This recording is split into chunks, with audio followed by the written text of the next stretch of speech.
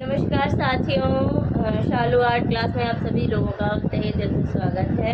कैसे हैं आप सभी लोग? उम्मीद है आप सभी लोग एकदम स्वस्थ और अपनी तैयारियों में व्यस्त होंगे और मैं भी उसी तरह से हूँ।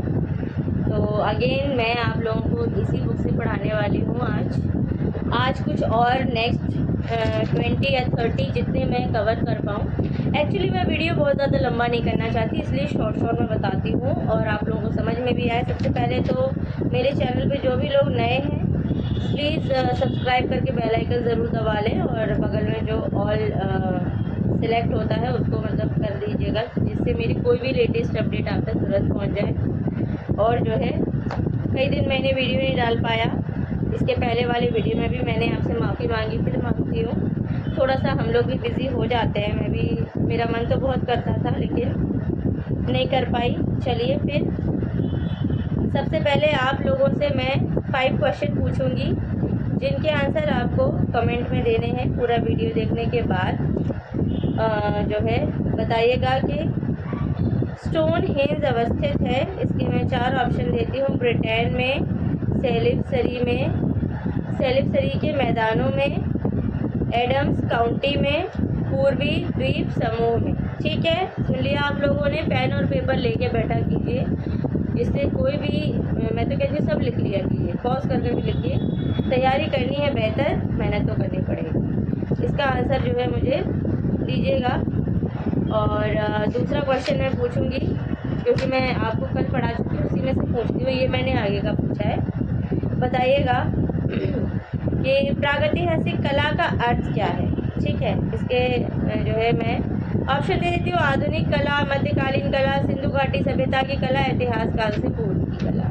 ठीक है, अगला क्वेश्चन मैं पूछती हूँ, प्रागैतिहासिक चित्रों की धरातल क्या है। तो इसके ऑप्शन भी दे देती हूँ। कपड़ा, शिला, कागज या कैनवास। ठीक है, 3 क्वेश्चन हो गए हैं। अब एक और क्वेश्चन मैं पूछती हूँ। सिलेंडर सील का संबंध निम्न में से किस कला से है।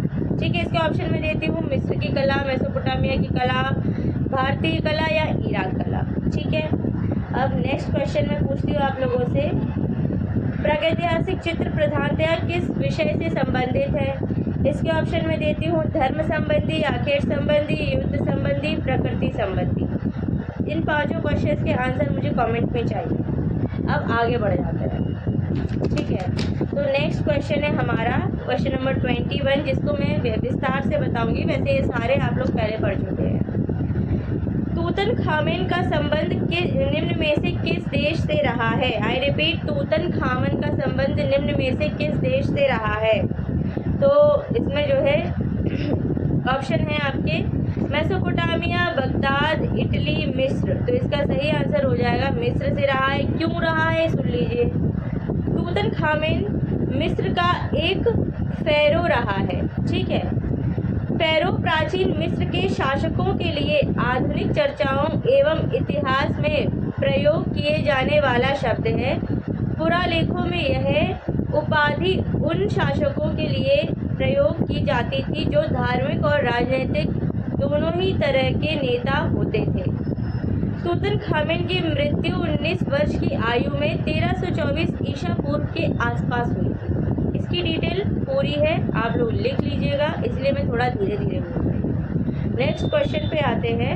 महारानी नेफरतिती का संबंध निम्न में से किस काल से है। तो इनका संबंध है न्यू किंगडम से। ठीक है, सीधा आंसर न्यू किंगडम से है। क्यों है?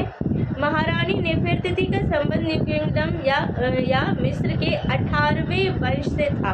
ठीक है, नेफरतिती प्राचीन मिस्र के राजा अकेनतेन की पत्नी थी। बस्ट ऑफ नेफरतिती वर्तमान में आइलैंड म्यूजियम बर्लिन में रखा गया है। ठीक है, नेक्स्ट क्वेश्चन है। सुमेरियन सभ्यता किस नदी के तट पर विकसित हुई। तो सुमेरियन सभ्यता जो है यूफ्रेट्स नदी के तट पर विकसित हुई। ठीक है, नेक्स्ट क्वेश्चन है। अमृत की कला किस देश की प्राचीन कला को कहते हैं। तो यह मिस्र की प्राचीन कला को कहते हैं। इसकी डिटेल सुनिए। अमृत की कला, ठीक है, मिस्र की प्राचीन कला को कहते हैं। प्रारंभिक युगों में मिस्री जनता प्रकृति की शक्तियों का मानवीकरण करके पूछती रही। यह भी विश्वास किया जाता था कि शरीर में दो आत्माओं का निवास है। एक का नाम बा है, जो शरीर के निर्जीव हो जाने के बाद स्वच्छंद विचरण करती है और फिर शरीर में लौट आती है। दूसरी का नाम का है। यह आत्मशक्ति लौट लौट कर शरीर को ज्ञान संपन्न करती है। इन दोनों आत्माओं की स्थिति शरीर में प्रवेश से ही संभव है। अतः शरीर को भी क्षति से बचाना अनिवार्य है। इसी विचार और विश्वास के कारण शरीर को अनेक रसायनों से उपचारित करके पिरामिडों में रखा जाता था, जब तक कि ईश्वर न्याय करके उसे एक विशेष द्वीप में रहने हेतु नहीं भेज देता, जहाँ की वह अपने भक्तों को भेजता है। संभवतः यही कारण था कि मिस्र निवासी अपने राजा रानियों के मृत्यु शरीर को ममी बनाकर ताबूत में रखते थे। ठीक है, नेक्स्ट क्वेश्चन है हमारा, जो कि मैं अभी आपसे पूछ चुकी हूँ। स्टोनहेंज अवस्थित है, तो यह ब्रिटेन में अवस्थित है। ठीक है, इसकी डिटेल्स थोड़ी सी सुन लीजिए। स्टोनहेंज ब्रिटेन की विल्टशायर काउंटी में स्थित एक प्रसिद्ध प्रागैतिहासिक स्थापत्य है। इसके कुछ महत्वपूर्ण तथ्य और सुन लीजिए और लिख लीजिए।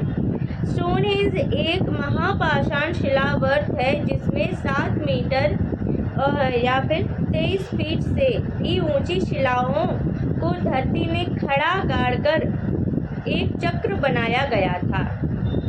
दूसरा है, यहाँ 3000 ईसा पूर्व काल के मानव कब्रों के चिन्ह मिलते हैं।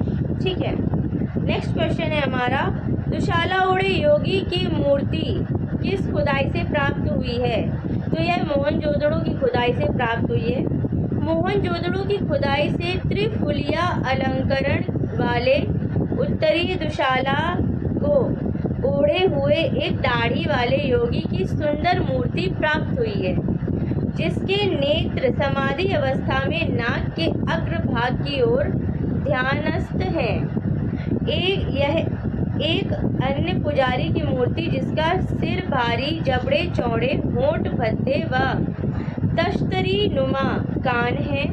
इसके अलावा एक बैठी हुई सिर रहित मूर्ति है। ये मूर्तियां पत्थर से बनी हैं। इसके कुछ अन्य महत्वपूर्ण तथ्य भी सुन लीजिए। हड़प्पा से प्राप्त लाल पत्थर की बनी एक पुरुष के धड़ की मूर्ति है, जो 3.25 इंच ऊंची है। इसमें मांसपेशियों का गठन तथा यथार्थता दर्शनीय है। यह प्रतिमा राष्ट्रीय संग्रहालय नई दिल्ली में सुरक्षित है। ठीक है, नेक्स्ट क्वेश्चन है हमारा। पशु आकृति युक्त मोहरें कहाँ पाई गई हैं? तो मोहनजोदड़ो में ही पाई गई हैं। पशु आकृति मोहरें मोहनजोदड़ो से प्राप्त हुई हैं। यहाँ के मैके को प्राप्त पशुपति शिव की मुहर विशेष प्रसिद्ध है। इसमें एक त्रिमुखी पुरुष को एक चौकी पर पद्मासन मुद्रा में बैठे हुए दिखाया गया है। उसके दाहिनी ओर एक हाथी तथा एक बाघ और बाईं ओर एक गैंडा तथा एक भैंसा खड़े हुए हैं। चौकी के नीचे 2 हिरण खड़े हुए हैं। इसके अन्य तथ्य भी सुन लीजिए। लोथल और मोहनजोदड़ो की एक मूर्ति पर नाव का चित्र अंकित है। सैंधव मोहरें अधिकांशतः सेल खड़ी की बनी होती थी। इसको स्टीटाइट भी बोलते हैं। सेल खड़ी को स्टीटाइट भी बोलते हैं। STEATITE। ठीक है, नेक्स्ट इसका अगला पॉइंट है। कांचली मिट्टी, गोमेद चर्ट तथा मिट्टी की बनी हुई मोहरें भी मिली हैं। इसका नेक्स्ट पॉइंट है। मोहरों पर एक श्रृंगी पशु, कुबड़ वाला बैल, हाथी, भैंसा आदि अंकित है। ठीक है, नेक्स्ट क्वेश्चन है हमारा। निम्नलिखित में से कौन सा एक नगर हड़प्पा संस्कृति का नहीं था? तो इसमें जो है हमारा गिरिनगर नहीं था। लोथल, कालीबंगा, बनावली था, लेकिन गिरिनगर नहीं था। तो गिरिनगर हड़प्पा संस्कृति से संबंधित स्थल नहीं था। जबकि लोथल कालीबंगा बनावली सिंधु सभ्यता के प्रमुख स्थल थे। लोथल गुजरात में, कालीबंगा स्थान में तथा बनावली हरियाणा में स्थित था। गिरिनगर कर्नाटक में अवस्थित था। ठीक है, और अभी भी है। नेक्स्ट क्वेश्चन है, हड़प्पा का संबंध है, तो हड़प्पा का संबंध जो है इंडस वैली से है। तो पुरातात्विक महत्व का स्थल लोथल कहाँ स्थित है, नेक्स्ट क्वेश्चन मैं पूछ रही हूँ। तो यह जो है गुजरात में है लोथल। लोथल गुजरात के अहमदाबाद जिले में भोगवा नदी के किनारे स्थित है। इसकी खोज वर्ष 1954 में S.R. राव ने की थी। इसकी कुछ अन्य महत्वपूर्ण तथ्य देख लीजिए। लोथल को लघु हड़प्पा या लघु मोहनजोदड़ो भी कहा जाता है। यहाँ से 3 युग्मित समाधियों के उदाहरण भी मिले हैं, जिससे यहाँ सती प्रथा का अनुमान लगाया जाता था या फिर अभी भी जाता है। यहाँ से अग्निकुंड का एक अवशेष भी मिला है। ठीक है, नेक्स्ट क्वेश्चन है, लोथल स्थित है, तो लोथल भारत में ही स्थित है। नेक्स्ट क्वेश्चन है, इनमें से कौन असंबद्ध है, तो यहाँ पे जो है हमारा आंसर हो जाएगा बाघ। जैसे कि चारों ऑप्शन है मिर्ज़ापुर, सिंगनपुर, भीमबेटका, बाघ, तो बाघ असंबद्ध है। बाघ की गुफा का संबंध बौद्ध धर्म की चित्रकला से है, जबकि शेष विकल्पों का संबंध प्रागैतिहासिक काल से है। बाघ गुफाएं मध्य प्रदेश के धार जिले में विंध्य पर्वत के दक्षिण ढलान पर हैं। कुछ इतिहासकार इसे 4वीं और 5वीं सदी में निर्मित मानते हैं, जबकि अधिकतर 7वीं सदी मानते हैं। इसके अन्य महत्वपूर्ण तथ्य देख लीजिए। बाघ गुफाओं को स्थानीय लोग पंच पांडव गुफाओं के नाम से पुकारते थे।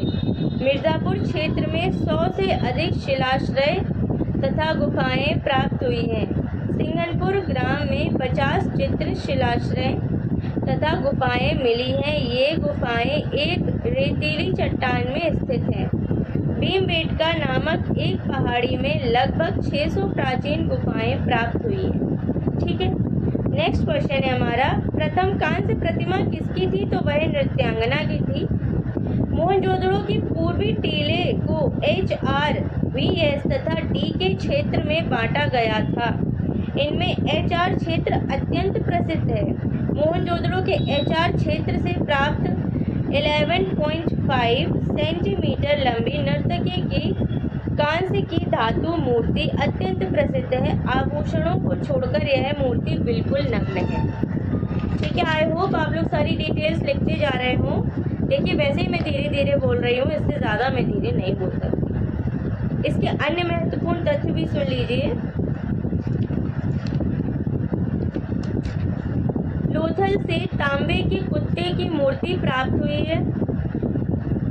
दोमाबाद से एक कांसे का रथ प्राप्त हुआ है, जिसमें 2 बैलों की जोड़ी जुती हुई है और इसे एक नग्न मानव आकृति वाला चला रहा है। नारी मृण मूर्तियां अधिकांशतः भारत के बाहर के स्थलों जैसे हड़प्पा, मोहनजोदड़ो, चनोदड़ो आदि से प्राप्त हुई है।